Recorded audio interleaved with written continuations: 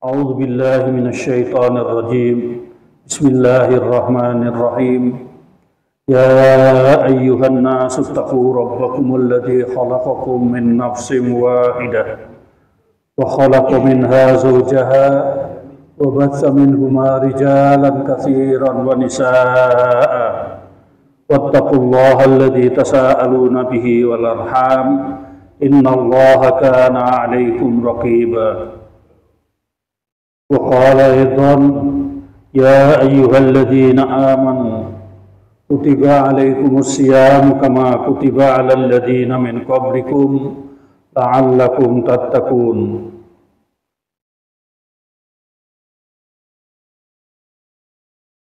وقال أيضا شهر رمضان الذي أنزل فيه القرآن هدى للناس وبينات من الهدى والفرقان. قال الله تعالى في كتابه الكريم إنا أنزلناه في ليلة القدر وما أدراك ما ليلة القدر ليلة القدر خير من ألف شهر تنزل الملائكة والروح فيها بإذن ربهم من كل أمر سلام هي حتى مطلع الفجر. أما بعد فيا عباد الله أوصيكم وإياي بتقوى الله فقد فاز المتقون. اتقوا الله حق تقاته ولا تموتن إلا وأنتم مسلمون. Pertama-tama mari kita panjatkan puji dan puja kehadirat Allah Subhanahu wa Ta'ala, satu-satunya zat yang patut dipuji, tempat kita memohon pertolongan dan memohon ampun. Salawat serta salam semoga tercurah kepada panutan kita, pembawa petunjuk dan contoh yang terbaik, kepada keluarganya yang baik dan suci, para sahabatnya yang ikhlas, dan insya Allah sampai kepada kita pengikutnya sampai hari kiamat kelak. Amin ya rabbal alamin.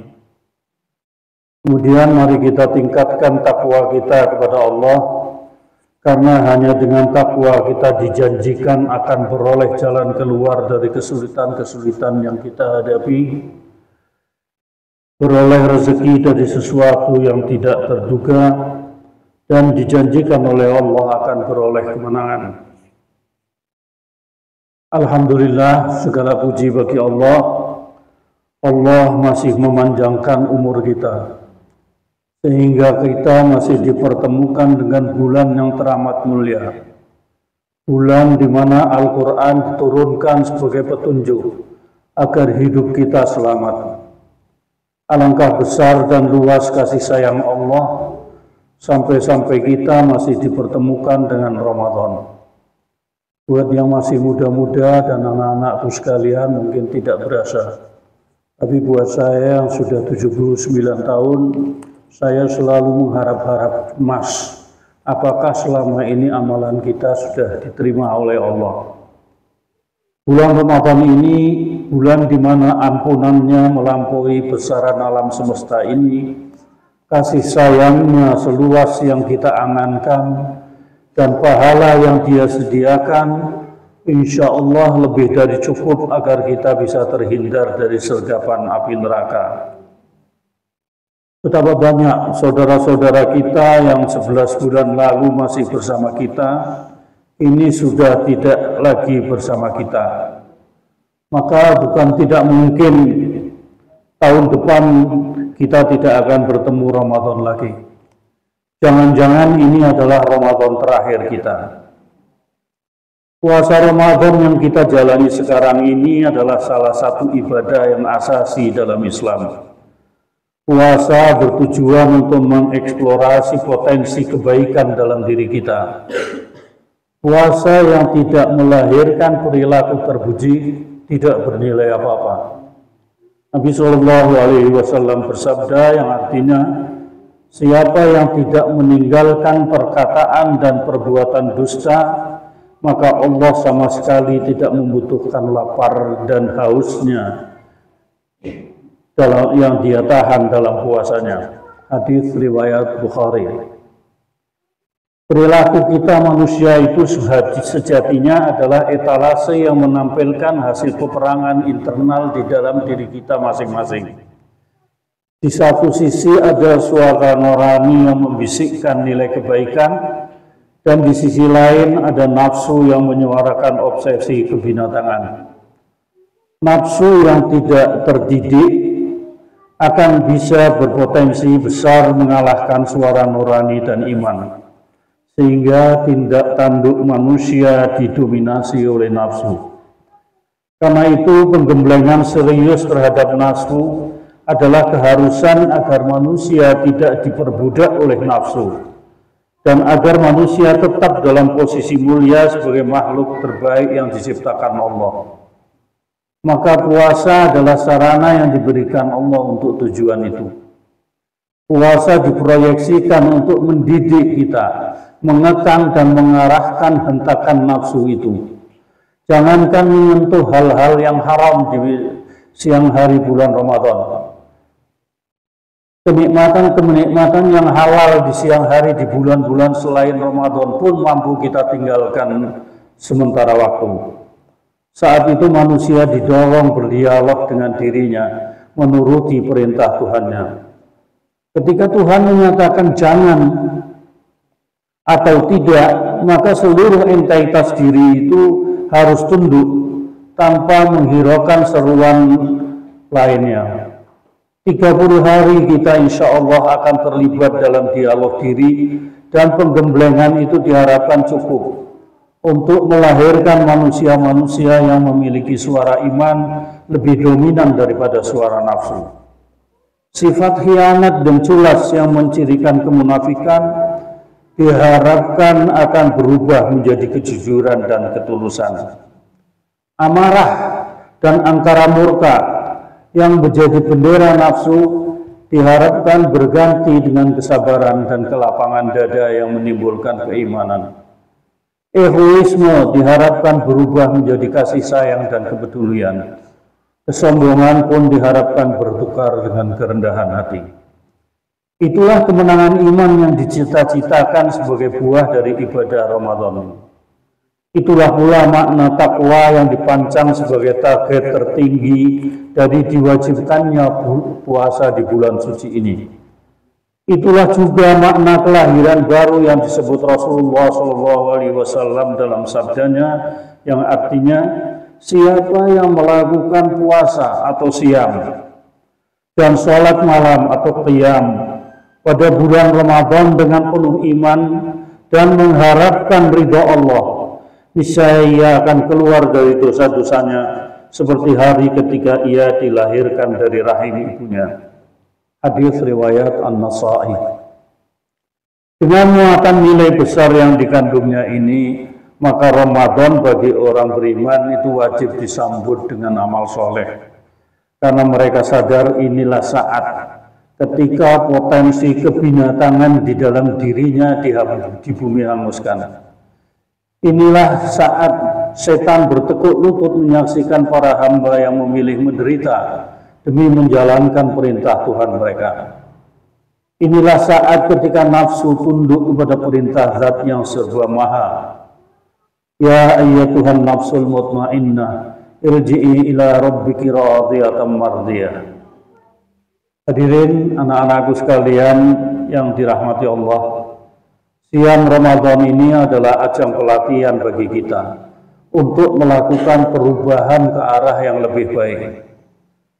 Dengan siang Ramadan kita meyakini bahwa tidak ada yang bisa luput dari penglihatan Allah, sehingga kita bisa lebih mengontrol nafsu kita. Siang Ramadan itu adalah skenario Allah yang mendesain agar kita memiliki ruang dan waktu untuk menegosiasikan berbagai kemungkinan yang dipersiapkan oleh Allah agar kita dapat memperbaiki persaksian kepadanya. Terlebih barangkali dalam 11 bulan sebelum Ramadan kita telah kehilangan kemanusiaan kita, sehingga untuk itu dibutuhkan waktu khusus yang diberikan oleh Allah agar kita mampu memulangkan aspek kemanusiaan kita. Manusia sejati itu adalah yang memaklumi fungsi penciptaannya serta menyadari tanggung jawabnya sebagai hamba sekaligus khalifah Allah di atas bumi ini. Kita dituntut untuk mengelola kehidupan dunia agar dapat menanam kebaikan demi kebaikan demi kehidupan setelah kehidupan di atas bumi. Malam 17 Ramadan yang biasa disebut oleh sebagai malam nuzulul Quran itu harus dimaknai sebagai wujud kasih sayang Allah kepada seluruh umat manusia. Al-Quran yang kita baca setiap hari turun untuk memberikan pencerahan kepada umat manusia mengenai hal-hal yang menjadi urusan manusia, bukan untuk memberatkan hidup manusia. Manusia harus menyadari risalah kekhalifahannya. Karena itu semua kita dituntut untuk menjadi pemimpin yang baik. Pemimpin yang bertanggung jawab kepada Allah dengan menyatakan kewajiban dengan sebaik-baiknya. Tidak mengikuti hawa nafsu yang mengakibatkan kerusakan. Al-Quran yang kita renungkan turunnya pada malam ini adalah kitab yang salah satu fungsi utamanya sebagai penawar dan obat bagi berbagai macam penyakit sosial yang bersumber dari penyakit rohani. Sebagaimana difirmankan oleh Allah dalam Al-Quran surah Yunus surah ke-10 ayat 57. Ya ayyuhan nas qad ja'atkum mau'izatun min rabbikum wa shifaa'un lima fis sudur wa hudan wa rahmatun lil mu'minin. Artinya dalam bahasa Indonesia kurang lebih, wahai manusia, telah datang kepadamu pelajaran Al-Quran dari Tuhanmu, penyembuh bagi penyakit yang ada di dalam dadamu, dan petunjuk serta rahmat bagi orang-orang yang beriman. Maka berbagai persoalan yang dihadapi oleh masyarakat dan bangsa kita sekarang ini sesungguhnya bersumber dari berjangkitnya berbagai penyakit rohani yang menimpa hampir pada semua level dan tingkat masyarakat tanpa mengenal batas usia, tidak mengenal strata sosial, jabatan dan kedudukan maupun profesi dan keahlian. Ia menimpa pejabat atau rakyat, ia menimpa cendekiawan dan orang awam, menimpa pemimpin dan masyarakat biasa, seperti penyakit hianat pada berbagai tugas dan jabatan yang diemban, penyakit rakus dan tamak pada materi, jabatan dan kedudukan, sehingga menghalalkan segala cara untuk mendapatkannya, penyakit minder atau rendah diri, hingga tidak punya rasa percaya dan harga diri, sehingga mudah diintervensi, dikendalikan dan diobok-obok oleh bangsa lain, penyakit lemah akidah dan keyakinan, hingga mudah goyah dan panik ketika berhadapan dengan berbagai kesulitan. Penyakit yang lebih senang menyalahkan orang lain ketimbang melakukan introspeksi diri serta berbagai macam penyakit rohani lainnya, yang kalau dibiarkan akan memperburuk keadaan dan cenderung akan menghancurkan bangsa dan negara kita ini. Kesadaran akan adanya penyakit kronis tersebut dan kesadaran akan adanya penawar dari Allah Subhanahu wa Ta'ala itu harus terus-menerus dimunculkan dan disosialisasikan agar kita tetap memiliki harapan dan optimisme bahwa masa depan dan negara ini, bangsa dan negara ini akan lebih baik dari keadaan saat ini. Itulah Al-Quranul Karim yang berisikan wahyu atau kalam Allah. Karena itu mari kita manfaatkan momentum Ramadan saat ini untuk berinteraksi secara lebih intensif dengan Al-Quran. Agar kita semua dan terutama anak-anak kita menjadi generasi yang berperilaku sejalan dengan nilai-nilai yang terdapat dalam Al-Quran. Sesungguhnya Al-Quran memiliki kemampuan yang luar biasa untuk merubah. Sesungguhnya Al-Quran mampu merubah kita dan mengembalikan keadaan kita menjadi beradab kembali. Dahulu pun para sahabat sebelum Islam berada dalam keadaan terpecah belah dan fanatik kesukuan yang tinggi, saling berbangga-bangga dengan keturunan dan memperlakukan derajat yang memisahkan antara pemimpin dan rakyat, antara satu suku dengan suku yang lain. Lalu bagaimana mereka bisa bersatu dan menjadi umat yang terbaik yang pernah diturunkan oleh Allah kepada manusia? Yang terjadi di sini adalah adanya seutas tali yang turun dari langit dan mereka semuanya memegang tali itu erat-erat. Dan kemudian tali itu menarik mereka dari permukaan bumi dan mengangkat mereka ke atas langit, meninggalkan syahwat, kesenangan, dan dunia. Tali yang disebutkan oleh hadis itu adalah Al-Quran, yang mampu menyatukan semua keragaman, sebagaimana yang difirmankan oleh Allah Subhanahu wa Ta'ala dalam Al-Quran surah Ali Imran surah ketiga ayat 103. Wa'tasimu bihablillahi jami'an wa la tafarraqu. Wadhkuru ni'matallahi 'alaikum id kuntum a'da'an fa'alafa baina qulubikum fa'asbahtum bi ni'matihi ikhwana. Wa kuntum 'ala shafa hufratin minan nari fa'anqadhakum minha. Kadzalika yubayyinullahu lakum ayatihi la'allakum tahtadun. Artinya dalam bahasa Indonesia kurang lebih, dan berpegang teguhlah kamu semuanya pada tali agama Allah, dan janganlah kamu bercerai-berai, dan ingatlah nikmat Allah kepadamu ketika kamu dulu masa jahiliyah bermusuhan, lalu Allah mempersatukan hati kamu hingga dengan karunia-Nya kamu menjadi bersaudara, sedangkan ketika itu kamu berada di tepi jurang neraka, lalu Allah menyelamatkan kamu dari sana. Demikianlah Allah menerangkan ayat-ayatnya kepadamu agar kamu mendapat petunjuk. Dan juga sebagaimana disabdakan oleh Rasulullah SAW, Kitabullah huwa hablullahil mamdud minas sama'i ilal ard. Kitabullah, Al-Quran itu adalah tali Allah yang terbentang dari langit ke bumi. Hadis riwayat Ibnu Abi Syaibah dan Ibnu Jarir.